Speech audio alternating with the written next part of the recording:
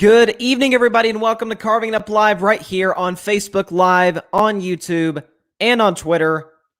I am Bryson Carver. I hope everybody out there had a better weekend than the team whose logo is on the hat that I'm wearing right now, the Boston Red Sox, who got swept over the weekend against the Tampa Bay Rays. Speaking of baseball, about 20 minutes from now, going to have Alfred Parsard Jr., good friend of mine from the Metropolitan Report. He's going to come on the show to break down some of the biggest trades that happened in Major League Baseball last week. You had the Dodgers getting in there. You had the White Sox. The Yankees all of a sudden look like they have life after what was a pretty much lifeless season. So you got that. Obviously, I'm going to get into Carson Wentz to start the show. Steph Curry is reportedly on the verge of signing a record extension to stay with my Golden State Warriors. I feel very, very happy about that. Also, Tom Brady apparently went nuclear on his teammates today and over the last few days in practice. I'm here to tell you, not only is it not a big deal, it's actually a good thing. And of course, I will get into some possible breaking news in NBA free agency because right now, teams can sign with organizations. So let's start with Carson Wentz. So Carson Wentz is out 5 to 12 weeks with a foot injury. He's going to have surgery if he hasn't already, and he's out for a significant amount of time.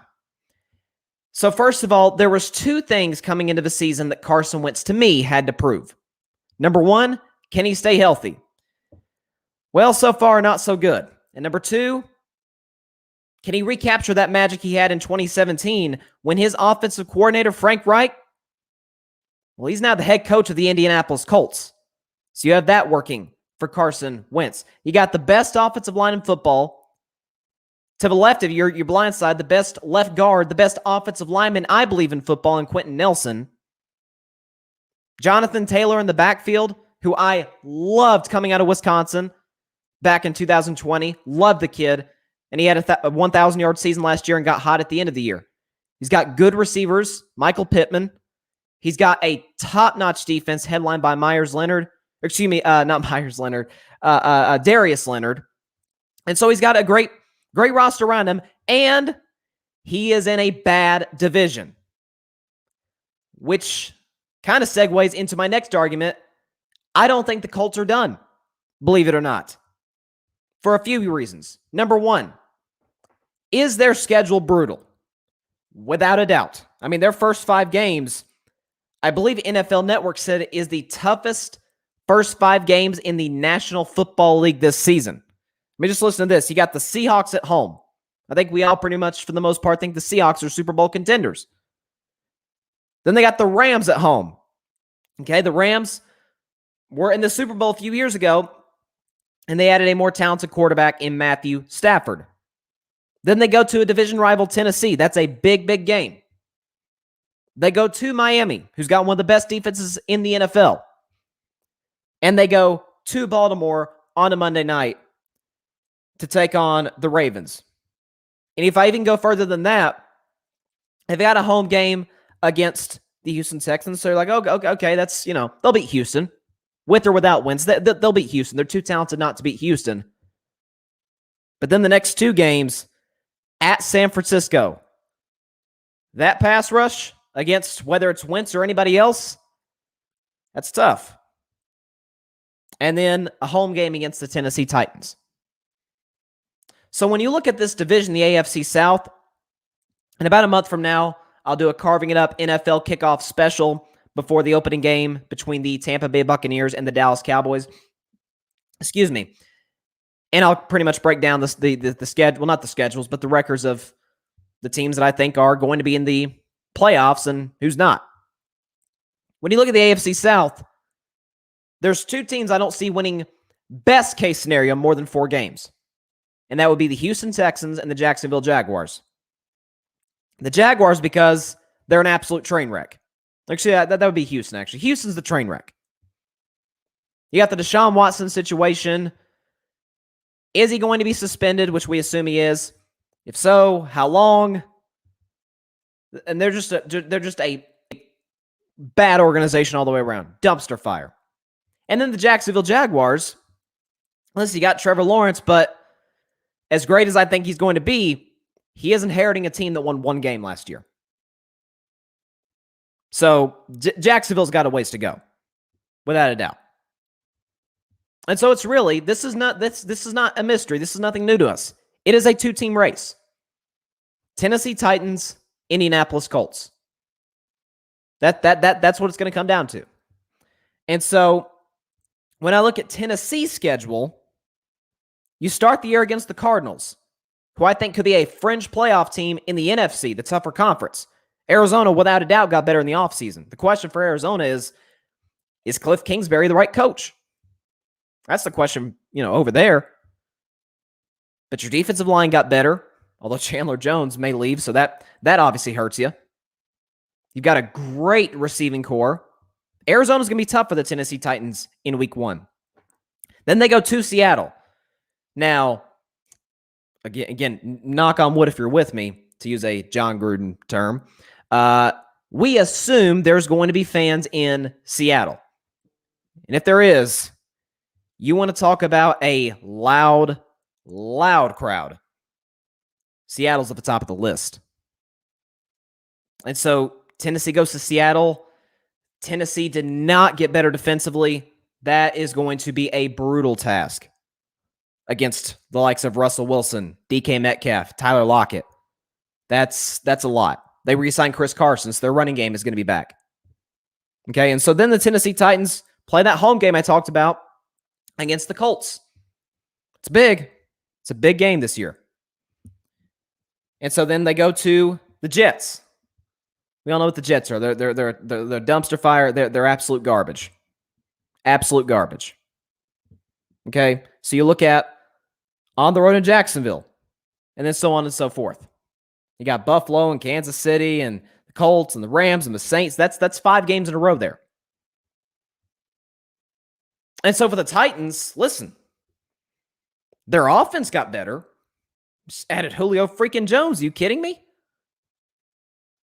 But people said, and I said it at the time, a month ago when the trade was made, I said, look, this helps Tennessee's offense. I don't know if it puts them in the Super Bowl contention, conversation. They didn't get better defensively. Their pass rush is still awful, with or without Jadeveon Clowney. And so that's kind of what I'm looking at right now with the Titans, and that's why I don't think the Colts are out of it. Here's another thing to keep your eye on. And this is something that circulated earlier today during a press conference. Is Nick Foles. Saint Nick. He's replaced Carson Wentz twice in Philadelphia. A lot of people think it's one of the biggest reasons that Carson Wentz left. It's because his psyche was so busted, he didn't really have a choice but to leave, right? And you had the Jalen Hurts situation. Well, Nick Foles, who's now QB3 behind Andy Dalton and Justin Fields, he's like, look, I would be happy to go to the Indianapolis Colts. I know Frank Reich. You can go Google the tape for yourself. He was adamant. Wouldn't mind to go to Indianapolis. I'm not starting in Chicago. It's Andy Dalton or it's their future franchise quarterback, Justin Fields. I'm not the guy. I got no shot at winning the starting job. Because Nick Foles is not better than Andy Dalton, and he's definitely, as time goes on, he is not going to be better than Justin Fields, who I think was put in the perfect situation in Chicago with Matt Nagy.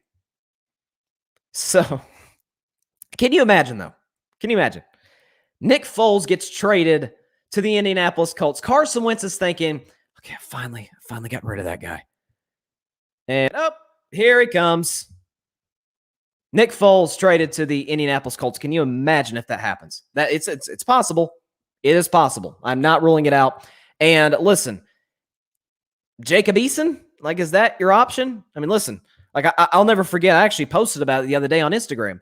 The Tennessee Georgia college football game 5 years ago, when my Vols gave up a 50-yard touchdown with 10 seconds left against Jacob Eason and that great Georgia offense. And then 10 seconds later, we had won the game on a Hail Mary, but that's another conversation for another day. Point is, Jacob Eason can sling it. He's just not the most accurate quarterback in the world. We saw that when he transferred to Washington.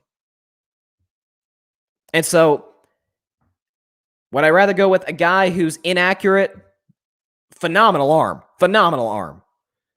But I don't think he's a starter in the NFL in Jacob Eason, or a guy who, like Carson Wentz, flourished under Frank Reich and Nick Foles. Is Nick Foles a starter in the NFL at this point? I don't think so. But is he a better option than what they've got? Oh, without a question. So I like this for the Indianapolis Colts to possibly make a deal for Nick Foles. I think it would fit them perfectly. And but this is, it sucks. It really does. It sucks. But this is what I've said about Carson Wentz. It's not like I'm, just a genius for saying this. But the man cannot stay healthy at all. And so when I look at this, I'm like, unfortunately, I'm not surprised. By Carson Wentz's latest injury. He's had concussions. He's had a torn ACL. He's had back injuries. And when he's healthy, last year, he was the worst quarterback in the league. And he gets put in the perfect situation in Indianapolis, and he's predictably not going to be there for week one. Again, I genuinely feel bad for the kid. I mean, you want to get out there, new opportunity, prove the haters wrong, and you go down with this foot injury. It sucks. But this, unfortunately, is the reality of Carson Wentz, just like it has been for RG3 and Jimmy Garoppolo and a lot of injury-ridden quarterbacks, is that you can't trust them when it comes down to it. So, best wishes to Carson Wentz. I pray the surgery goes well and that he can be back on the field as soon as possible. Again, as you see right there, it is a 5 to 12 week recovery timeline. So we will see how that transpires. Let's shift now to Steph Curry, my man, greatest player in Golden State Warriors history.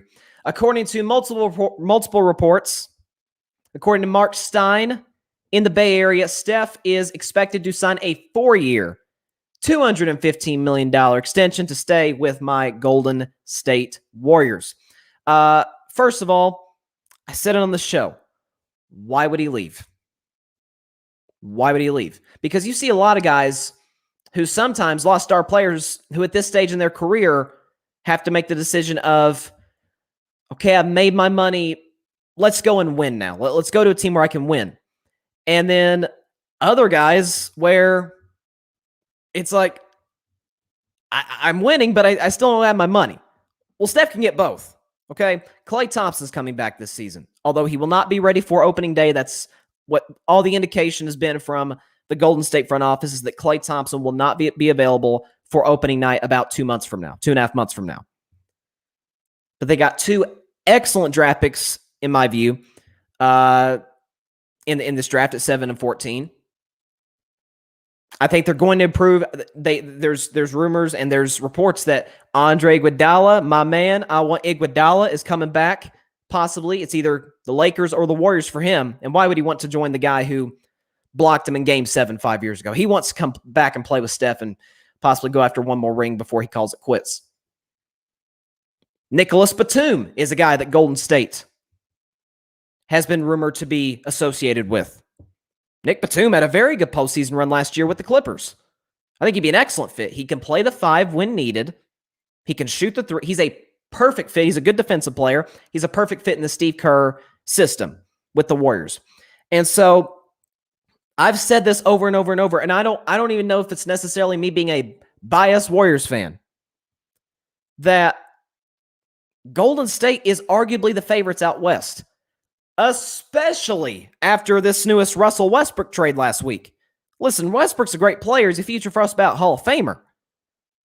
But he does not fit whatsoever with LeBron James and Anthony Davis. I thought what the Lakers were going to do is trade Kuzma, Harrell, and whoever else for Buddy Hield, who's a perfect fit for LeBron. Is he as good as Westbrook? No, of course Buddy Hield isn't as good as Russell Westbrook, but he can shoot the 3 as well as anybody this side of Steph and Klay. Okay, he'll buy in defensively because everybody does with the Lakers. They were the best defense in basketball last year. And then I'm thinking they go get Buddy Hield and they can go get Lonzo Ball. And according to Woj, and we've got a lot of free agent news breaking as we speak. But Lonzo Ball is apparently heading to the Bulls on a 4-year, $85 million contract. He's gone. Lakers can't go get him now. And, obviously they got Russ. They wouldn't have had the money to pay Lonzo anyway. But Lonzo's a much better fit. He's more efficient. He's a better shooter than Russell Westbrook. He knows I'm not the guy. Has Russell Westbrook ever really come to that realization? When he had KD, who was taking all the big shots down the stretch of big playoff games? It was Westbrook, not the better shooter and much better player in KD. A few seasons later, when he had Paul George, and PG was, I think, third in MVP voting behind Giannis and Harden. Who took the big shots down the stretch for the Thunder in their series against the Blazers? It was Westbrook, not Paul George, which I think got him out of his rhythm, which is why he didn't play that great that year in the playoffs. And so, I look at this, and I look at the Warriors. Lakers are going to be very good. Maybe they're in the championship picture still, I think. Never betting against LeBron James. But he is 37. He is going into year 19. AD's a great player. By the way, going to rank my top 15 players in the NBA at the end of the show, so you'll definitely want to stay tuned for that. But you don't know if he's always going to be there. What did Charles Barkley call him? Street clothes. He's in street clothes a lot. On the sideline, watching the game, instead of being one of the best big men in all of basketball. He's hurt. And Westbrook is great. But when have his stats ever contributed to winning at the highest level? I'm not talking about no first round series. I'm talking about beating good teams in the second round in the Western Conference Finals and the NBA Finals. It's not him. It's not that guy. The Clippers, even if Kawhi stays, and we're obviously waiting on news regarding Kawhi Leonard and whether he stays with the Clippers. I think he does. But next year, the Clippers are not championship contenders because Kawhi, best case scenario, will be ready March, and it will take him a minute to get his legs underneath him, right? Like to get back into the flow, into the rhythm, to get his conditioning right. And the Clippers will probably at that point be scratching and clawing for the playoffs. And so the Jazz, once the Jazz do something in free agency or make a trade, I love Donovan Mitchell. Love him. Who's the second star? Rudy Gobert? Mike Conley? Well, much respect to Mike Conley. He's had a great career, but he's no superstar. Phoenix? Chris Paul's getting older. It matters. He's going to sign a long-term deal with Phoenix, we assume. Probably a 3-year deal worth $90 million is what all the reports are saying. Do you trust that as time goes on against a younger Warriors team with more championship experience? Denver, I like Denver. But again, championship experience, and Golden State just has better players and better chemistry. And at times, I think better coaching than Denver does. Mike Malone's a good coach, but Steve Kerr is head and shoulders above Mike Malone. And so when I just look at the Western Conference, it's a lot of uncertainty. The only uncertainty for Golden State is Klay. That's it. If Klay is Klay, once he does come back, they're the favorites as far as I'm concerned, unless there is a big deal that is made during free agency. And again, there's a lot of deals breaking right now as we speak. I got my phone right here, Adrian Wojnarowski. I'm going to break down a bunch of breaking news in just a second. But first, I want to bring on my man, Alfred Parsard Jr. He is the host of the Metropolitan Report, covering the New York Mets weekly. He's got season tickets to Citi Field, so he is as plugged in of a Mets fan as you could have. He's a huge baseball fan all the way around. Would you please welcome Mr. Alfred Parsard Jr. to Carving It Up? My man, how you doing? I'm good. I'm on the road, but I'm good. Had to pull over to talk to you about this trade deadline stuff, bro. But very good to be back on the show. Absolutely, man. It's great to have you on. So, first of all, your reaction to I led the show off with it Friday. The Dodgers going out and getting Max Scherzer and Trey Turner at the deadline to, in my view, make themselves something that baseball hasn't had in 20 years, and that's a true villain. I don't count the Astros. They're a villain because they cheated. That doesn't count. The Dodgers are a villain because they've got the best overall roster in baseball. Your reaction to that deal last week? I'm going to give the Dodgers credit because they had a need because with Trevor Bauer out on administrative leave, they had a real need for another starting pitcher. And what do? They don't go and get a spot starter. They don't go get a fifth or a fourth guy in a rotation. They went to the Nationals and plucked the ace. And a lot of people were like, well, they're giving them top prospects because Josiah Gray is supposed to be one of the star pitchers of the future. They gave up Keibert Ruiz, who a lot of people compare to Yasmani Grandal as a power switch hitting catcher, who he's going to be really good in a couple of years. But the Dodgers are clearly in win now mode, and they went ahead and got Scherzer. They also shored up their infield. They got Trey Turner, and if you look at their infield, that's significant because you have Justin Turner at third, Trey Turner at short. They're playing Bellinger at first, and Chris Taylor, who was an all-star this year, is their second baseman. So, and then of course you've got the ageless Albert Pujols on the bench. So they really, they really took their weaknesses and covered them through the trade deadline. So I think as far as a pitching rotation goes, because if you look at their rotation, Clayton Kershaw, you've got Walker Buehler, Julio Urias, who's been good, David Price, who's been a good fifth guy, and you add Max Scherzer into the mix. That's not to mention they went ahead and got Danny Duffy from the Royals too. Yep. So I don't think we've seen a team with this strong of a rotation since maybe the Yankees of the late 90s, early 2000s. So they're going to be a team that I'm going to watch out for. And actually, they might give me nightmares because in a couple of next week, actually, the Mets play them twice in the span of 10 days. So it's gonna. I think that if we were to grade their trade deadline, that's an A+. It could be a very long week and a half for you if that is the case. Y'all matching up against the Dodgers twice. That's rough. I just look at them and I say, you've got two Cy Young winners, Clayton Kershaw and Max Scherzer. You've got a guy in Walker Buehler who I think has, two Cy Young awards in his future. He's unbelievable. Like you said, David Price, who last time he was in the postseason was really good for my Red Sox back in 2018. So he's exercised those demons. That's behind him. With this rotation, no pressure. And so and then you look at the rest of the roster. Mookie Betts just came back from injury and looked great. You had Max Muncy and Bellinger, who's an MVP, and Turner, the two Turners on the left side of the infield, Trey and Justin, who Justin's been great in the playoffs. I mean, it is about as loaded of a roster as we've ever seen.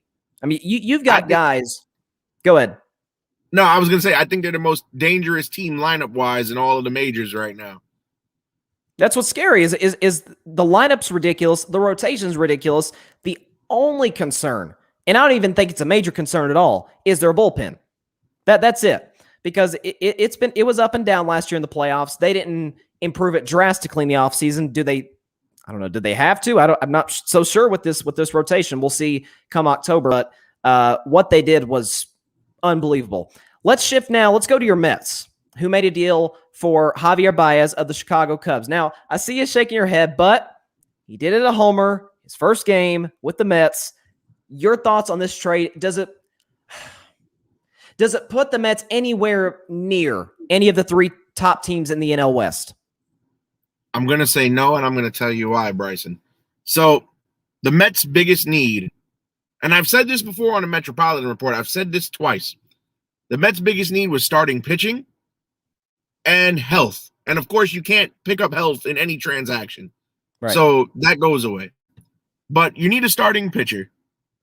They went to try to get Jose Barrios, and the Twins just wanted too much for him, which I understand. They wanted Dom Smith, they wanted Jeff McNeil, and they wanted Francisco Alvarez, which is one of the best prospects in baseball. They wanted and a draft pick. They wanted too much. So I understand that deal not getting made. But look at all the other pitchers you could have gotten in through the deadline. They could have went to Colorado and got German Marquez.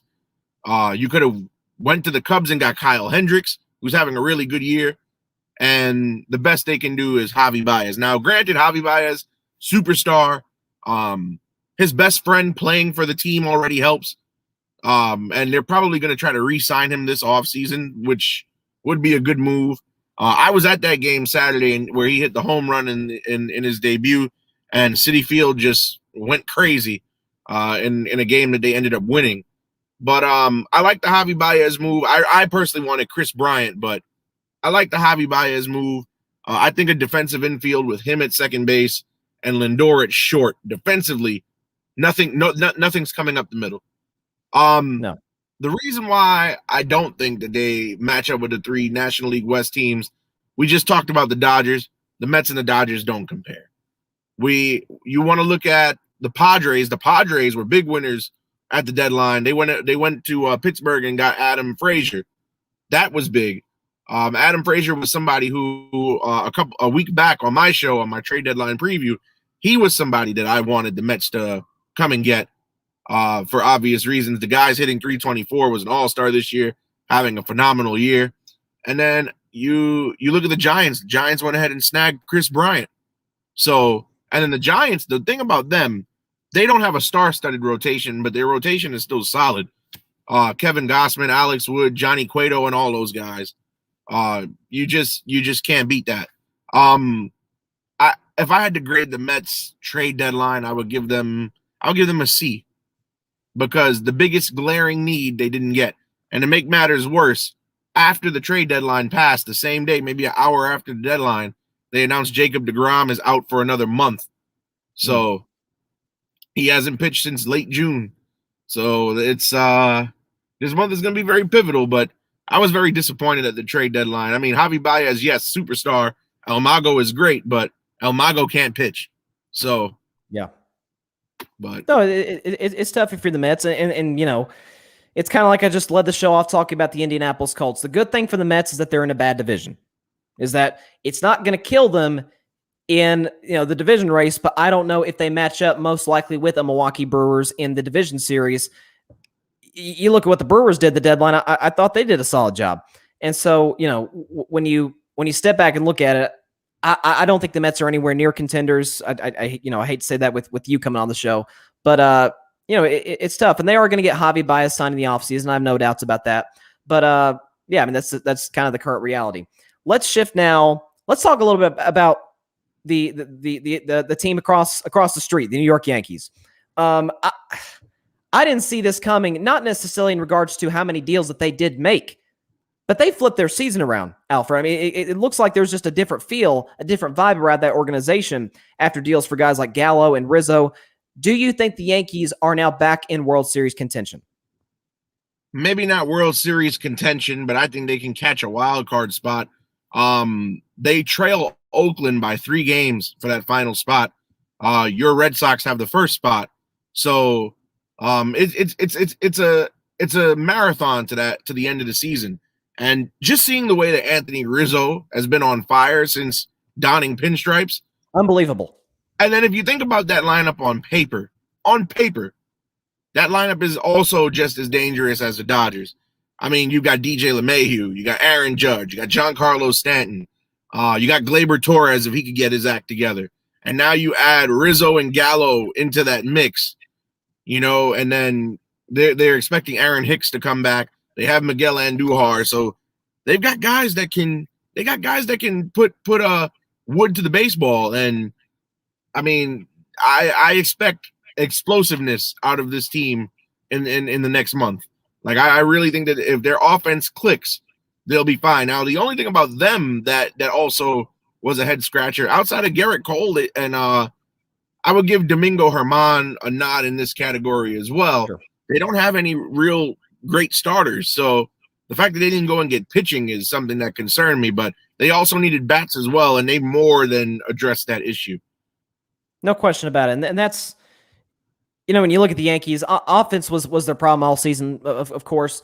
But that was kind of my criticism. Really, is that it seems like every single year at the trade deadline, can the Yankees add another arm to the rotation? It seemed like a recurring theme, a broken record almost. Is that, you know, you're looking at all these different guys in the market, and the Yankees don't seem to be aggressive in regards to going and getting another starting pitcher. So I definitely see where you're coming from. I do think they will end up being a wild card team. I do think they will catch up to Oakland and play whoever's second place, it appears, in the AL East in that one-game wild cards, which should be, you know, something else. Let's talk about my Red Sox a little bit.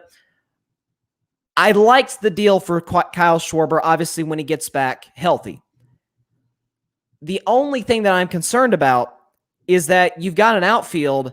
What do? You got Verdugo, you got the young kid who came up, Duran, you've got Hunter Renfroe, who's been on fire, and you add Kyle Schwarber to that mix. What do you suggest Boston does in regards to their outfield?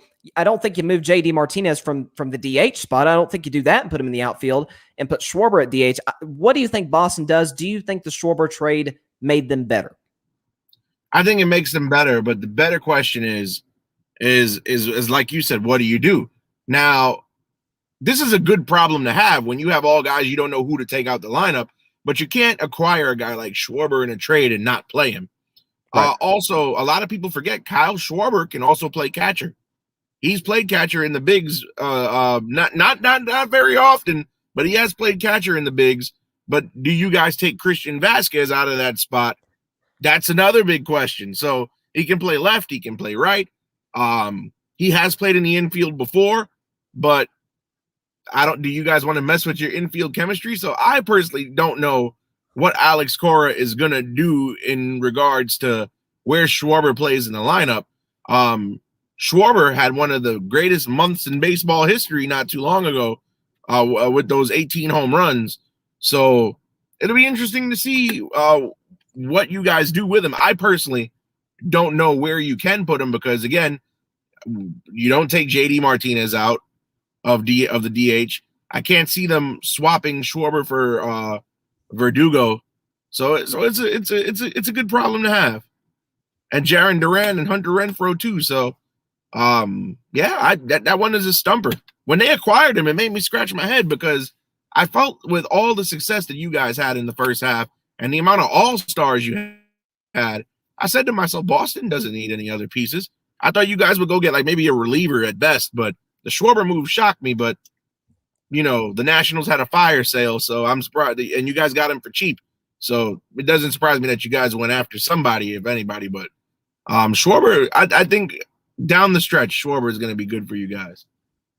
I agree with that. And, when you've got a manager like Alex Cora who always presses the right buttons, he always knows what to do. He connects to players better than just about any manager in all of baseball. I would have rather the Red Sox went out and got another arm to add to the rotation. It has been shaky over the past couple of weeks or so. Guys like Perez have struggled. So, I definitely agree with you. The Schwarber deal offensively, clearly it makes them better once he does come back, and we assume that when he does come back, he's healthy. But again, defensively, what do you do? Because the infield is unbelievable. When you got Devers and Bogarts of left side, you're not messing with that. They've kind of rotated guys. Kike Hernandez is back at second. Do you put him at first in Bobby Dalbec's place? A lot of stuff to figure out for the Red Sox. Don't forget. Sorry to cut you off. Don't forget, Jarren Duran is young and has options. They might just option him back down. So he might because again, it's the odd man out. You can't pick up Schwarber and not do something. So I think Duran might end up going back to AAA. I'd agree with you. He's clearly shown his unbelievable speed, but his average isn't great. And it'll take time for him to develop, but that's probably honestly the best option for the Red Sox now that I think about it. Let's talk a little bit about the Chicago White Sox. Their rotation and especially now their bullpen is unbelievable, Alfred. When you look at, they add Craig Kimbrell. So now you got probably Liam Hendricks is your setup man. Kimbrell, will come in the ninth. Do you think this puts them head and shoulders? I'm going to say, well, maybe not head and shoulders. Do you think this makes them the favorite in the American League? So before I answer that question, don't forget, not only did they get Kimbrell from the Cubs, they ended up getting Ryan Tepera as well. So they got a really good a bullpen upgrade with Kimbrell and Tepera. I think the last time I was on the show and you asked me who my AL favorite was, I did say the White Sox. You did. So I think that their bullpen is elite now. I think they have one of the best bullpens ever. Now the thing with getting Kimbrell, I'm not gonna make Kimbrell the closer. Okay. I would make him the setup man because you don't want to take away from Hendricks, who was also an all-star as well, and just pull him from the closer spot and put him as a setup man. That might mess with him mentally. But I think your two setup guys, because every bullpen has two setup guys, Tepera, Kimbrell, and then you go on to Hendricks. And not only that, they made a good move in picking up Cesar Hernandez from the Indians, which Yes, shocked love me that move. because very rare do you pick up somebody within the division. And what's even more shocking, they picked up Hernandez to replace Nick Madrigal and sent Nick Madrigal to the Cubs in the Kimbrel deal. So that was wow. I was taken aback, but I think the White Sox are gonna contend deep into October. I see them, if they don't make it to the World Series, they'll probably make it to the ALCS.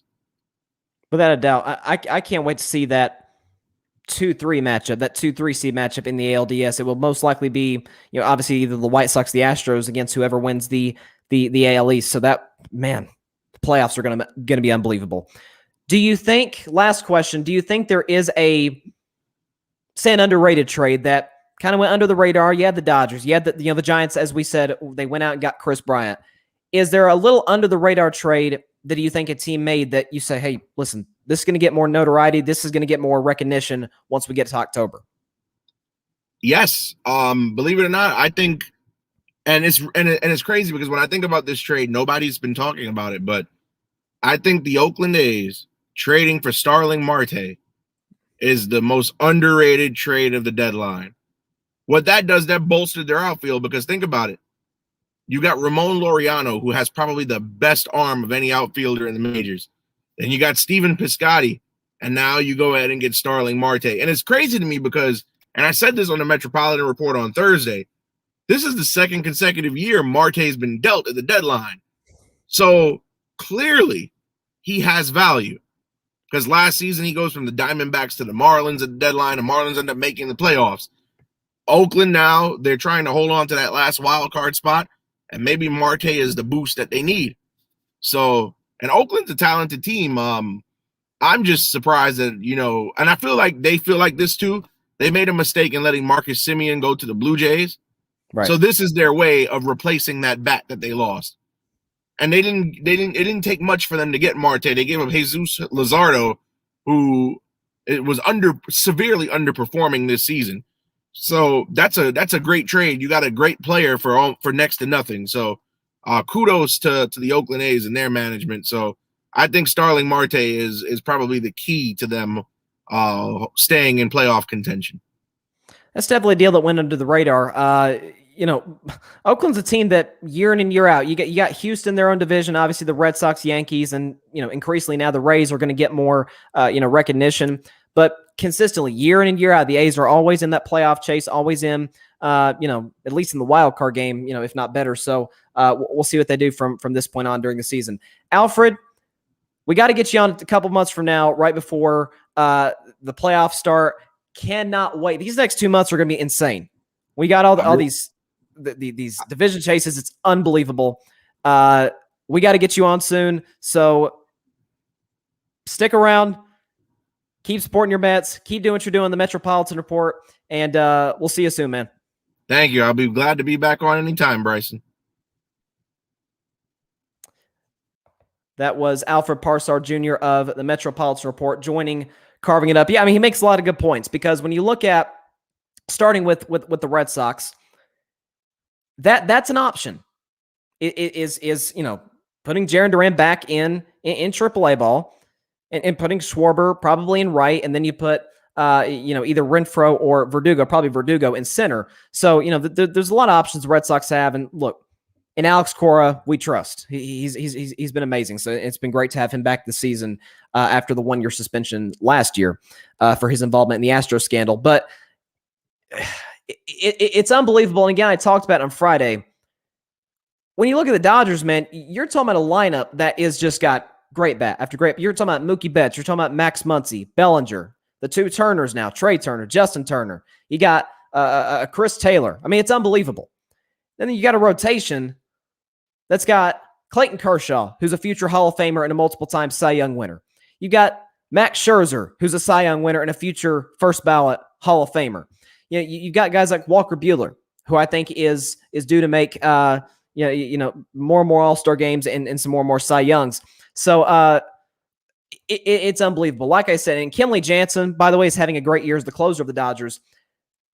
There's a lot of the only concern I have with the Dodgers is their bullpen. because it was up and down last year, especially in the World Series against Tampa Bay. But wow, I mean, the Padres looked like they had Max Scherzer, and here comes the Dodgers swooping in and snatching probably the best player available at the deadline. So, yeah, great to have Alfred on, and these next couple months are going to be crazy. So, before I get into the Tom Brady thing, we got a little bit of breaking news. Let's get the breaking news up here. There's a lot that is broke in the last 40 minutes because free agency has been going for the last 40 minutes. If I could track down Mr. Adrian Wojnarowski. So I did mention that Lonzo Ball did sign a 4-year, $85 million deal to join the Chicago Bulls, which is a great deal for Chicago. I think they're getting a guy who gets better year in and year out. Like Lonzo comes into the NBA 2017. You obviously got all the hype and from LeVar and everything, but you're talking about a dude that year in and year out improves his jump shot. His jump shot looks 10,000 times better than what it did when he first came into the NBA. He gelled well with some of the Pelicans players. He's smart. His basketball IQ is through the roof, and he's only, 22, 23? I think this is a great deal for the Chicago Bulls. I think, they're in a rebuilding situation. They obviously have Zach LaVine, who can give you 30 on any given night. Can they contend to get in the playoffs in the Eastern Conference? I'll give them the play-in, because obviously the play-in is coming back, which I love, by the way. They got to be as low as at least to the 10 seed. I think they can do that. You add Lonzo, you've got Zach LaVine, you've got Vucevic.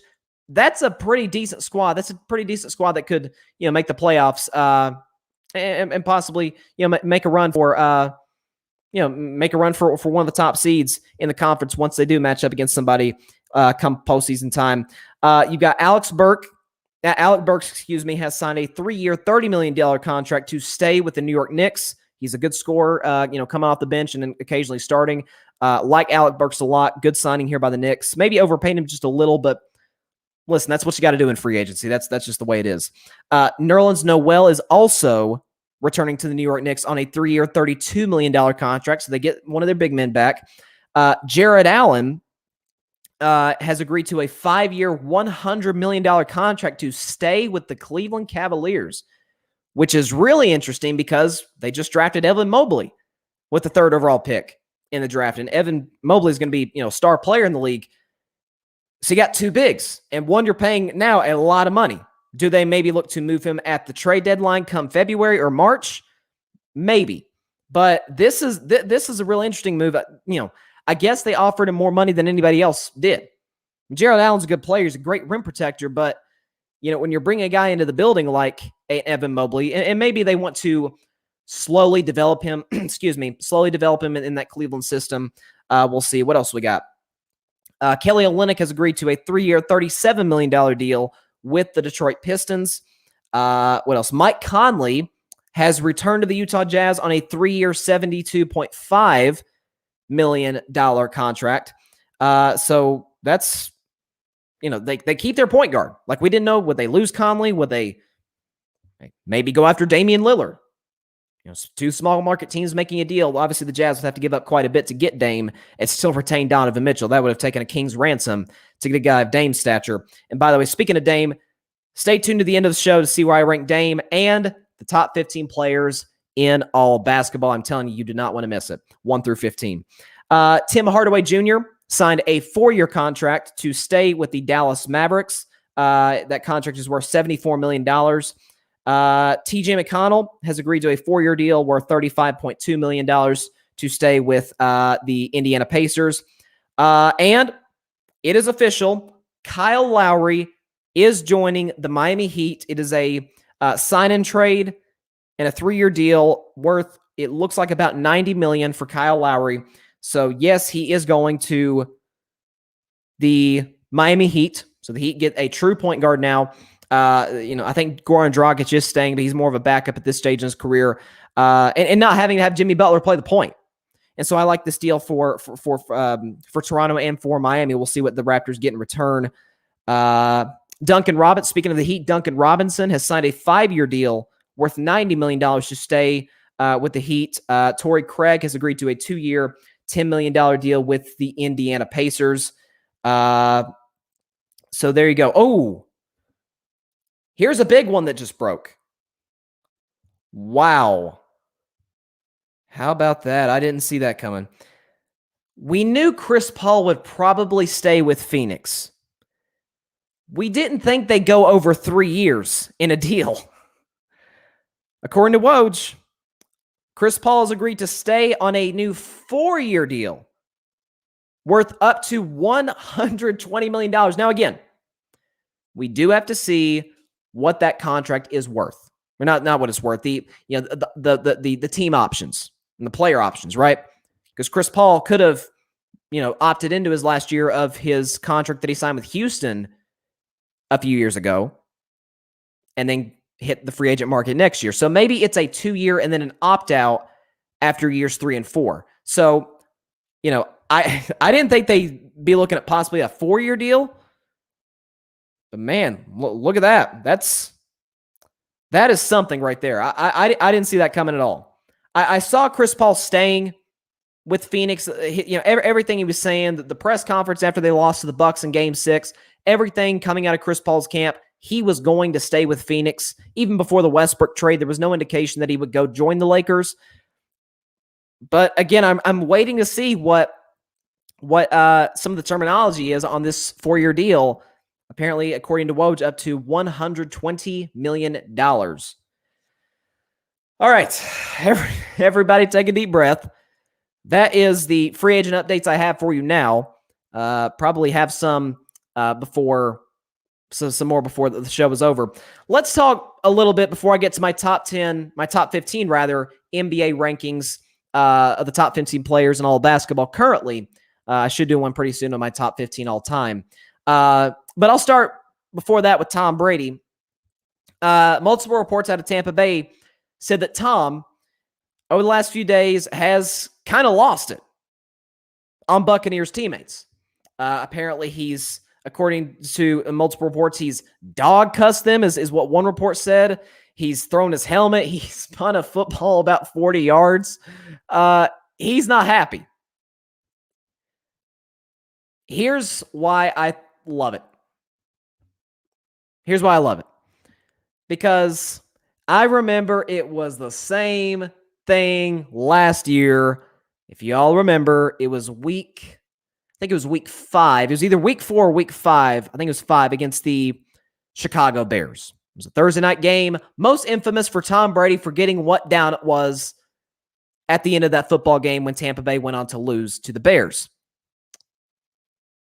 Fox, who was doing the game, caught a lot of shots on the sideline of Tom Brady just going off on teammates, getting up in their face, yelling at them, and everybody's like, oh my God, Tom Brady, you can't do this to these poor children. And I said on the show a year ago, this is good for them. Because a year ago, outside of Brady and Gronk, who had championship pedigree on the Tampa Bay Buccaneers? This was an organization that was used to a bunch of 7-9 and 6-10 mediocre, below average seasons. Well, Tom Brady walks in, mediocrity, out the door. It's gone. We're going after Super Bowls. We're championship contenders now. And Tom was like, I got to get these dudes ready. Because when it gets hard late in the season, when we get in these playoff games, at Washington with that unbelievable defense, at the Saints who crushed us twice in the regular season, in frigid Lambeau Field, Green Bay Packers, MVP Aaron Rodgers, those road playoff games, I got to make sure these dudes are ready. What happened the week after? Oh, Tom Brady just threw an outburst on the sideline. The very next week, they played the Green Bay Packers. Not the NFC Championship game, but they did play in Week 6 against Green Bay. They won the game 38-10 and did not commit one penalty. For context, the previous week when Tom was going off on teammates, they committed 14. 10 days later, 0. You don't think that's the Tom Brady effect? You don't think that he was, starting to get in dudes' heads like, okay. Because when they see Tom Brady, the GOAT, outworking everybody. That puts something in your head psychologically like, if that dude's busting his you-know-what, then I got to do the same. What Tom Brady is doing now, because now everybody's champions, right? Now, Mike Evans is a champion, and Chris Godwin, and Bruce Arians, the head coach, is a champion in the offensive line, and the great players in the defense, Levante David and Devin White, and Sean Murphy Bunting, and Jason Pierre-Paul, and Ndamukong Suh. The list goes on and on. They got rings now. And what have we always talked about is the Super Bowl hangover. When you get in the offseason, you're a champion now. Life is a lot more normal this year. Again, obviously, we got this horrible Delta variant going around. So that's, let's I don't want to think about that right now. But life is more normal now, more like 2019 this summer than it was last summer, obviously. And so, you're hanging out with buddies, you're going to parties, you're speaking at these different things, and you've got more press than you have ever had in your professional life. And it can get to your head a little bit. How many one-hit wonders have we seen in the music industry? Or one-hit wonder actors?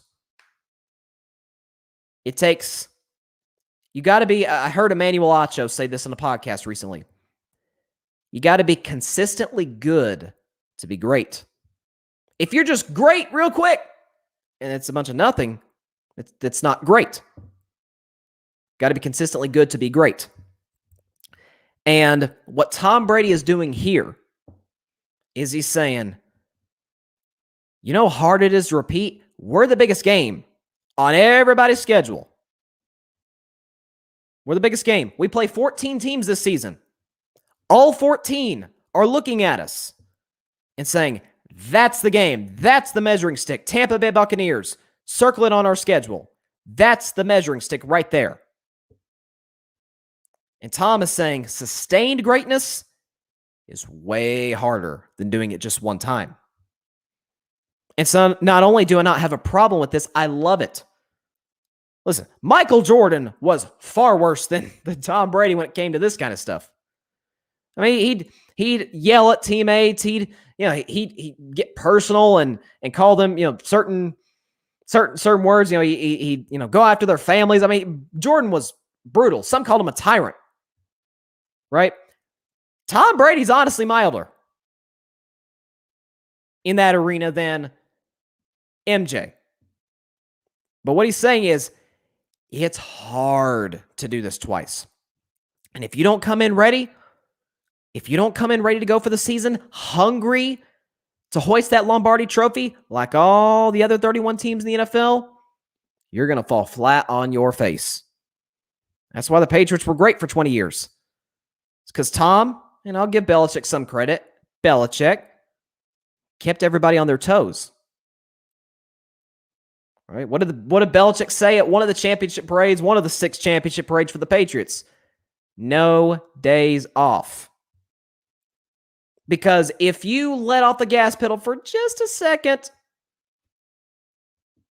it could come to bite you later on. And so I love this by Tom Brady. Because Tom's like, you think this is great? You think this is just easy from this point out? No, it gets harder. What happened to the Golden State Warriors at the end of their 5-year run?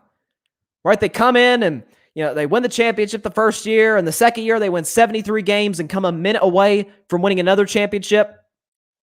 The next 2 years, they blow through the NBA Finals. And then that 5th year, it was the injuries starting to pile up, and it was the free agency and the contracts. It was amazing Golden State even got to a Game 6 against Toronto in the finals. And eventually, it was too much. Sustained greatness is way harder than just doing it one time or 1 year. And that's what Tom Brady recognizes. And that's what he's trying to get to his teammates. And as time goes on, Tampa Bay is going to be one of the most disciplined teams. They're going to be one of the most prepared teams.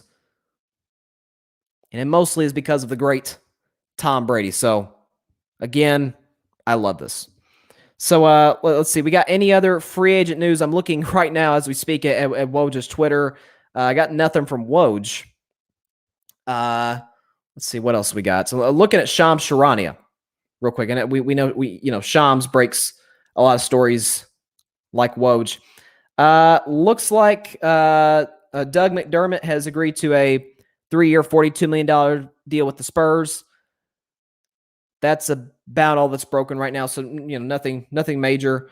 But yeah, you got some big free agent news right now. We'll definitely have more to react to on Thursday because you still have Kawhi's decision. I talked about Steph earlier in the show. He's expected to sign that big extension to stay with Golden State. That's going to become official, we assume, some point this week. But it appears it's been verbally agreed on. They just got to make it official in the coming days. So, and we'll see what Golden State does in free agency as well, because I remember Bob Myers said, was he tripping? Was he just kind of, or was he serious when he said last year, a lot of free agents told Golden State no because Klay was hurt. And they knew if he's hurt, we're not going to contend. Like, we got to have Klay healthy. Obviously, Steph and Draymond, that's a given. But you got to have those big three healthy to be championship contenders. And, it's going to be a different story this year. So we'll see what happens. Okay. I did this last year, except I did top 10 last year. I'm going to do my top 15 players currently. It's not an all-time list. This is currently right now, August 2nd, 2021. Who are the 15 best players in the NBA? I've got my list. I thought about it. What I did is I list, the top 5 was pretty easy. I mean, we all kind of know the best players on the league, right? And then once it got to like 6 on, it was brutal because the league has never had this much talent. There was a lot of young players I left out the list who I love, but not yet. Not top 15 quite yet. And so without further ado, this is my top 10. Excuse me. Let me do that better. Let me back up. That wasn't very good. Without further ado, this is my top 15 players currently in the National Basketball Association, starting with number 15, Kyrie Irving is my 15th best player in the NBA. I felt like it went kind of unrecognized because it's the big three of the Nets. You got 2 other superstars in Kevin Durant and James Harden. And you had all the quirky stuff off the court. But Kyrie Irving, last year, he had the best season of his career to this point. Not only did he average 27 a game, but he did it on 50, 40, 90 shooting. For those of you that don't know, that's 50% shooting from the field, 40% shooting from beyond the arc, and 90% from the free throw line. That's great. Now, didn't play in a ton of games, so that's always a concern with Kyrie. Is it his health? Because he's had trouble with injuries. His injury, some argue, cost the Brooklyn Nets in the second round against the Nets. His ankle injury in Game 4. Is it off the court stuff? Do you sometimes you don't know where Kyrie's at? You don't know. And so, but when you look at this dude's talent, I think he's the greatest ball handler the game has ever seen. His touch at the rim, I say he's the greatest non-dunking finisher in the history of the NBA. You can give me anybody. You can give me Allen Iverson. This guy has everything in the bag. Now, obviously, defensively, he's not great, so that does contribute to this as well. But I think Kyrie Irving is the 15th best player in all of basketball. Going to 14, I've got Kyrie Irving's former teammate, Jason Tatum. Listen, you're talking about a guy that had multiple 50-point games year in and year out, gets better and better and better. You're talking about a guy as a rookie, 19, 20 years old, dunked on LeBron and stared at him. In Game 7 of the Eastern Conference Finals, it's a close game in the fourth quarter. He dunks right on LeBron, the King's head, and just stares at him. And at that point, everybody knew, okay, this dude, he's got it. And what have we seen year in and year out? He became an all-star this year. Obviously, he had the multiple 50-point games.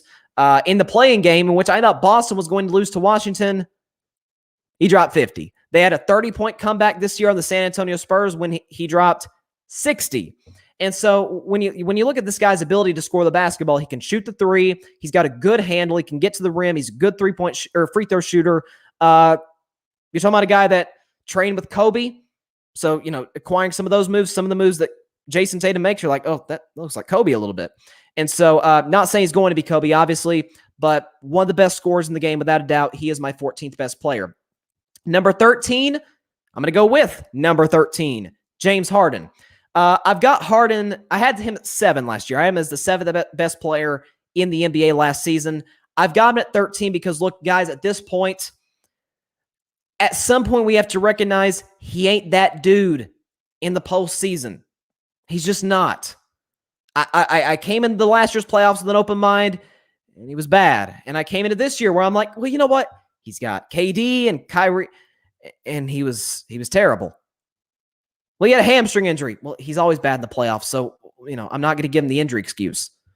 If this was Kevin Durant, LeBron James, it's like, okay, yeah, the injury probably did, hinder them a little bit. James Harden, he's led the league in assists twice. Last year he did it. We all know he's one of the 5 best scorers in all of basketball. All the great performances back in Houston. He doesn't have to do that anymore now in Brooklyn because he's got 2 other scorers. He's a great distributor. He's really more of a point guard than Kyrie is. Kyrie's more of a 2. Harden's a 1. And so, when you look at this guy's package, it's unbelievable.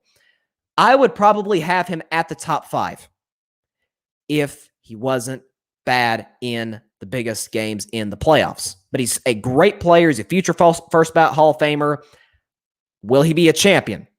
We'll see. He's got 2 superstars with him. And we'll see what the Nets do in the offseason. But I've got James Harden as my 13th best player. Number 12, I've got my man Ice Trae Young, who had one of the better debuts in playoff history. Without a question. I mean, you're talking about in the first round. Everybody knew who Trae Young was. Any NBA fan, you're like, Trae Young. And the Atlanta Hawks got hot in the last, month and a half of the NBA season once they, fired Lloyd Pierce and inserted Nate McMillan as their new head coach. But you're talking about round 1. First game of his playoff career. Madison Square Garden. Madison Square Garden was like the first arena, like almost like the first pro sports venue to have a full crowd. And it was loud. And you had Spike Lee, per usual, on the sideline going crazy. You had all the celebrities, Tracy Morgan. Everybody in New York's going crazy. And at the end of game 1, Trae Young hit the game-winning shot, little floater, and heard it. He heard it from that Garden crowd and just embraced it. And he closed out game 5 of that series. He hit a dagger 3 from darn near half court and took a bow, as one does when they're a star in New York. They wound up winning that series against the Knicks, obviously. He goes to Philadelphia, and this is where I said Trae Young's a superstar. And he's not a star, he's a superstar. Game 7. It's the biggest game of his life. And come on, there's no pressure on him. It's his first playoffs. He's at Philadelphia. Okay, his teammate Kevin Huerter was the best Hawk on the floor that night. Trae Young couldn't throw it in the ocean. But in the fourth quarter, last 5-6 minutes, he hit every big shot that matters. Why is that important? Because he had a next play mentality. He didn't pout. He didn't drop his head or drop his shoulders. He didn't have bad body language. He was like, next play. Next shot is going in. Had that same almost Steph Curry-like mentality. Next shot's going to go in. And he came up huge against Philadelphia and was outstanding in the 3 games he was healthy against the Bucks in the Eastern Conference Finals before he went down with the ankle injury and wasn't the same when he did come back later in that series. But Trae Young, this dude, he's it. This dude is going to be, he's already a superstar. At some point, he may be the best point guard in all of basketball. Rivaling him, though, is my 11th best player, Luka Doncic. Now, the only reason I had Luka a spot above Trae Young, even though Trae's won 2 playoff series, Luka has yet to win one. He's 0 for 2. Luka's offensive game, it's ridiculous. His 3-point shooting has gotten better. It's still not to where you would like it to be. He looks kind of clumsy out there, but he gets to the rim. He's got a pretty good mid-range shot. He's decent for the free throw line. I mean, he scores about as well as anybody in the league. We saw what he did dragging that Dallas team in the first round against the LA Clippers, who were the much more talented team. And he was excellent. And so when I step back and look at Luka, this guy probably in the next 5 years is going to be the best scorer in the league because, KD is going to be older and LeBron and Steph, like those guys are going to be older. Some may even be out of the league by that point. 5 years from now, Luka Doncic is going to be the best scorer in the league, if not shorter than that. But he's a special player, as you'll find. There was doubters. I was one of them when he came out of came from overseas. But Dallas, they do a good job with their overseas players. Dirk Nowitzki and now Luka Doncic. And Dirk himself said, "Yeah, this kid's better than I was," and that is saying something. My 10th best player. Now we're going to the top 10. My man, boy, did he prove me wrong in the playoffs. Mr. Paul George, yes, he earned it, playoff P.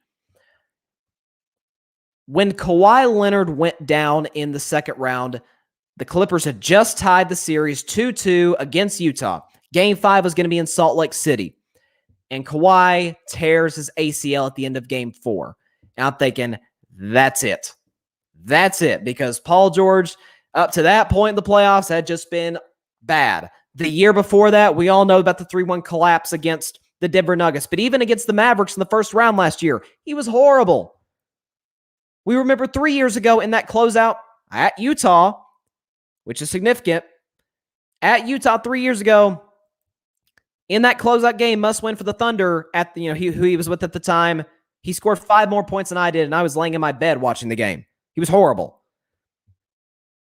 He scores, I think, 38 in Game 5, comes up big in Game 6. I think he had another 30-piece, and then carries the Clippers, carries them to all the way to a Game 6 against the LA Clippers. When you look at his ability to shoot the ball, he's a great shooter. He's one of the best perimeter defenders in all of basketball. Again, he scores as well as anybody in the league. And people forget this as well. When Kawhi Leonard got hurt mid-season, Paul George kept the Clippers afloat. Like, he kept them going. And he had an excellent season, by far the best postseason he's ever had. I'm starting to wonder if he's a 1.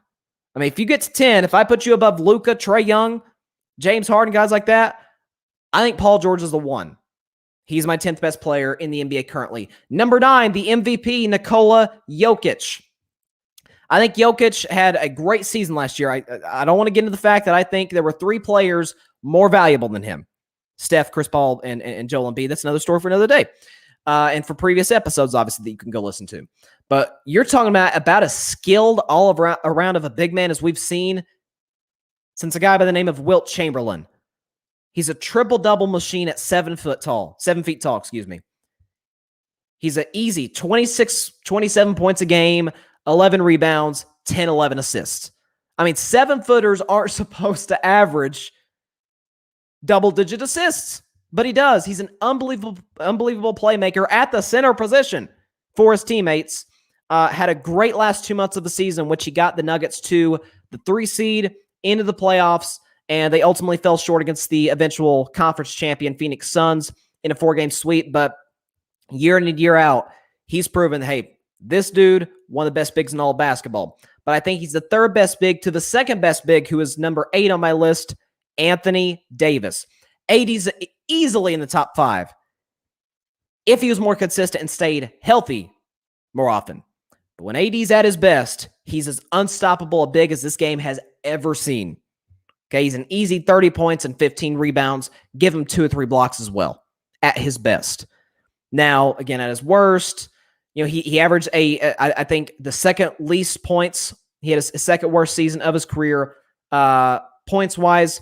Again, he wasn't available much for the Lakers at all. I look for him to have a big bounce-back year this coming season, 2022. Be an all-star once again, maybe even be an all-star starter over Nikola Jokic, because I do think he is a better player, certainly when he's at his best. Anthony Davis is the best 2 in all of basketball. He is number 8 on my list of my top 15 players in the league. Let's go to number 7, Joel Embiid, who is the best big in all of basketball. Had an MVP, actually had the lead in the MVP race last year until he had an injury, came back, played well. My only criticism of Joel Embiid is that late in games, he tends to wear down a little bit. That's it. But he's unstoppable down low. He can knock down a mid-range shot better than his point guard, and he can knock down the 3, which his point guard won't even shoot. But last year, 2019-2020 season, I didn't like at all what I saw out of Joel Embiid. He came into the season out of shape, didn't have the right mentality, actually had a game where he scored Nothing against the Toronto Raptors. He comes in this year, puts up the numbers that he puts up, finishes second in the MVP voting to Nikola Jokic, and has the Sixers once again on the brink of the Eastern Conference Finals. He had an outstanding season, and I expect him to have another one in 2022. He's number 7. Number 6 is a guy I don't think we're going to see that much next year, Kawhi Leonard. I had Kawhi at number 3 last year. I had him as the 3rd best player in all basketball. I've dropped him to 6 for a few reasons. Number 1, what do I always say on this show? The best ability is availability. And I'm sorry, but Kawhi Leonard isn't available very much. He's just not. And so when I look at this, I say, he's great. He's probably still the best wing defender in the league. Not as good as he used to be, but he's still probably the best. Up there with Ben Simmons and Draymond Green. Okay, you're talking about a guy that has an automatic mid-range shot. He's got big hands. It looks a little Jordan-esque. I don't want to compare him to the great Michael Jordan, but there is some similarities in their jump shots, in their games somewhat.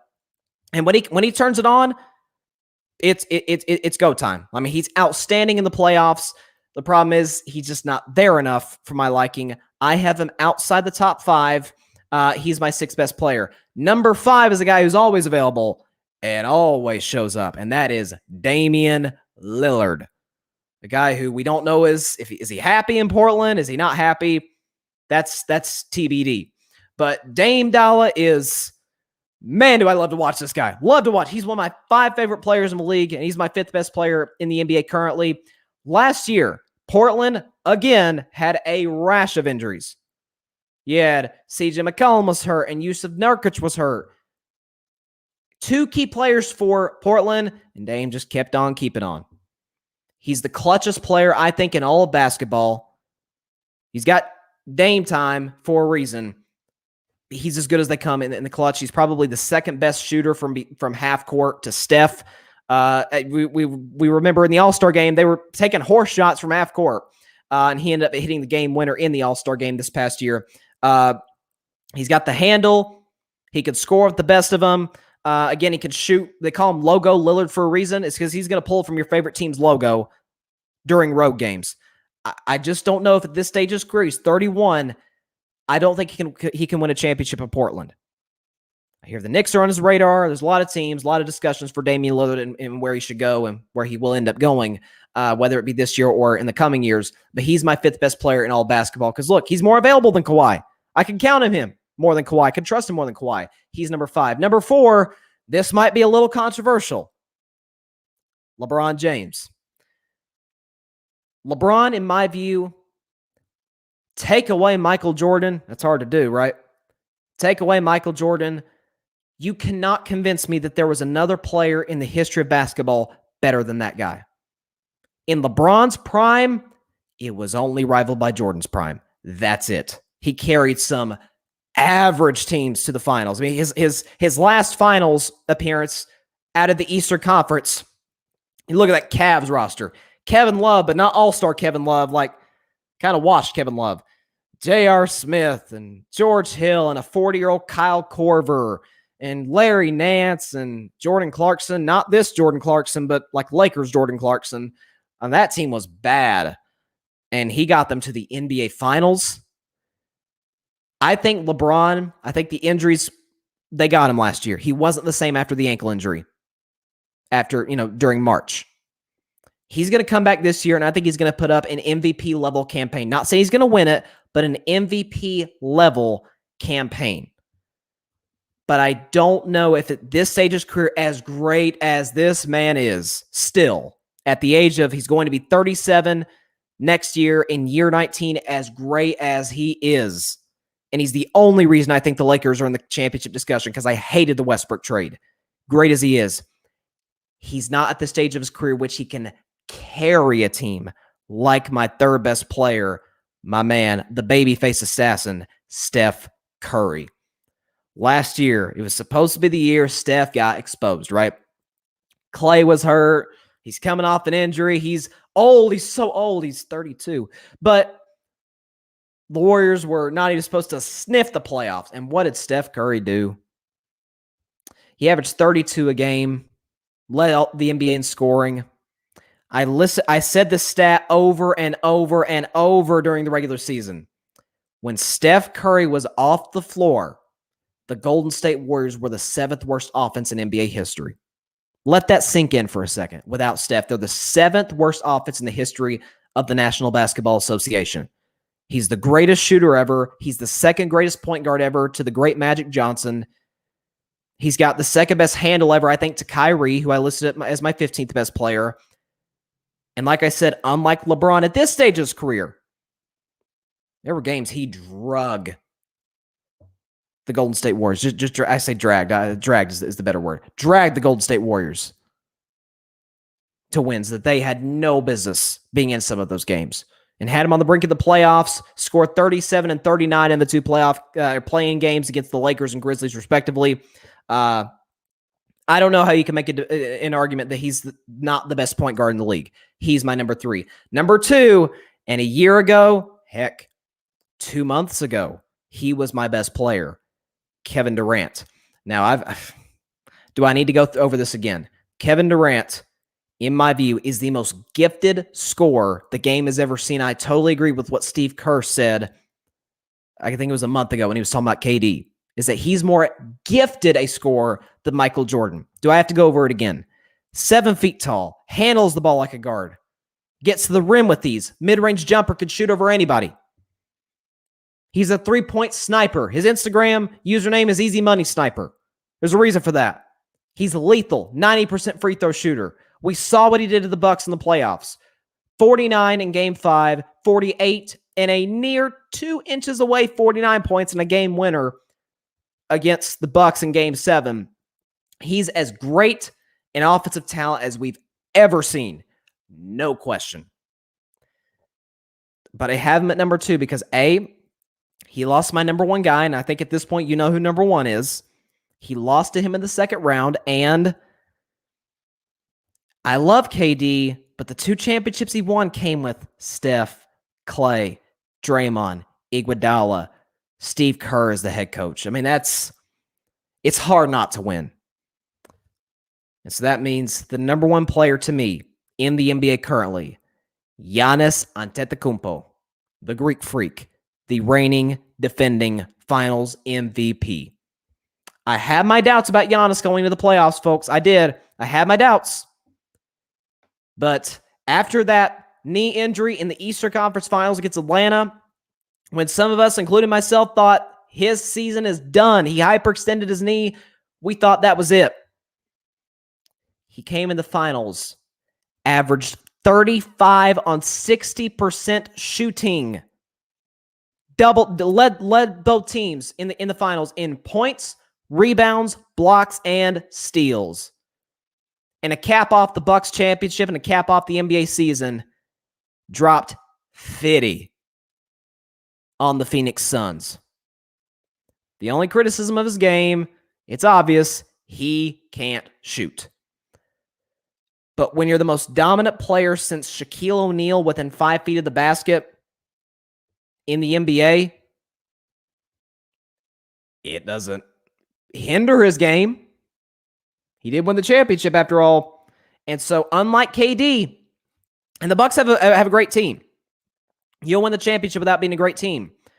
But you compare KD's championships to Giannis's championship. Giannis had Chris Middleton, all-star, but he ain't Steph Curry. Drew Holiday, former all-star, best defensive guard in the league, but he ain't Klay Thompson. And Mike Budenholzer darn sure ain't Steve Kerr. And yet and still Giannis is the new Finals MVP. I think he has 1 or 2 championships left in his future. He showed me things that I did not see in him in the past few years in the playoffs. He, to me, is the best player in the world and in the NBA. So there you go. Top 15 NBA players currently, in my view. Maybe in the next couple weeks, I'll do my top 15 all time. I don't know. I like 15 better because 20 seems like too much, but I can't narrow it down to 10. 15 gives me a little more flexibility. So there's that. Let's see. Do we have any more free agent news? Do we have any more free agent news before we go? Kyle Lowry, the deal that was signed with the Heat is a 3-year, $90 million contract. That's about what we expected. Jeff Green has signed a 2-year deal worth $10 million with the Denver Nuggets. Okay, so that's a good pickup for Denver. He was really good with the Nets last season. Mo Harkless has agreed to a 2-year deal. Is it a 2-year deal? $2-year deal worth $9 million with the Sacramento Kings. Boban Marjanovic is back with Dallas, and it is worth it's a 1-year deal. So there you go. That's the latest in NBA free agency news. The big one, Chris Paul back with the Suns, 4 years, $120 million. The second biggest, Kyle Lowry, as we all kind of expected based on what we were hearing the last 48 hours. He is now a member of the Miami Heat. They're definitely better today, without a question. So we will see what happens. With that, man, that was one of our longest shows ever. Might have been our longest. Well, the draft last week with my coverage with Mike and Barry, that wasn't that. Obviously that was like 5 hours long, but that doesn't necessarily count as far as just a regular show. That is all the time we have for today's show, and then some. Be sure to catch Carving Up Thursday, as always, at 6 p.m. Eastern Time, 3 p.m. Pacific Time on Facebook Live, YouTube, and Twitter. Be sure, if you're on YouTube, to like, comment, share, and hit that big red subscribe button wherever you are on YouTube, on a computer, phone, mobile device, wherever you are. So catch Carving Up Thursday. Going to have a lot of NBA free agency news to react to. Some Dallas Cowboys talk. They play the Hall of Fame game Thursday against the Pittsburgh Steelers, so that'll be interesting as well. And so lots to talk about 3 days from now. So until then, stay safe out there, y'all. God bless you all. Peace out.